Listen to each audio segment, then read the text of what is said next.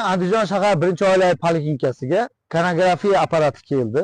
Bu koronagrafiya apparati insonning yuragiga tomir orqali kirib, yurakni davolash va diagnostika maqsadida ishlatiladi. Avvallari bu tekshiruvlar poytaxtlarda va katta markazlarda katta miqdordagi pul hisobiga qilinar edi. Mana bugunga kelib imtiyozi bor bemorlarga poliklinikada o'z uyining yonida bepul o'tkazilmoqda.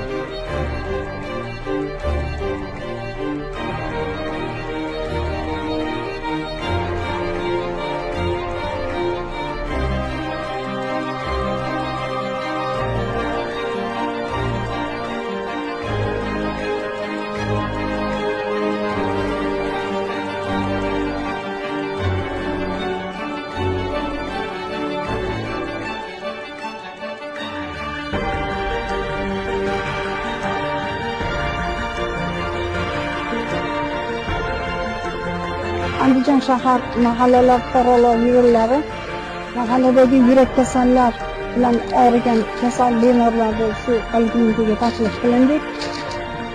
Ruxsatga bu poliklinika xodimlari bizni juda ham chiroyli kutib olishdi. Mana hamma ko'riklardan o'tyapmiz. Hamma nuroniylar qiynalmasdan doktorlarda mana xodimlarning yordami bilan ko'riklardan o'tishyapti. Bu ko'rikni tashkil qilgan bizni avvalo prezidentimizga rahmat. Chunki shunday katta mas'uliyatni bo'yniga olib mana xodimlarni ham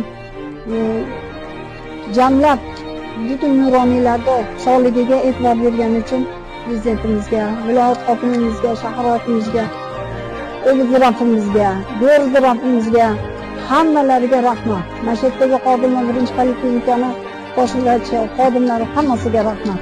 Chunki biz har doim chetdan kelib nuroniylar ko'rikdan o'tamiz. Juda hurmat bilan, mehr-oqibat bilan bizni qarshi olib, bizni kuzatishadi. Rahmat e'tibor uchun.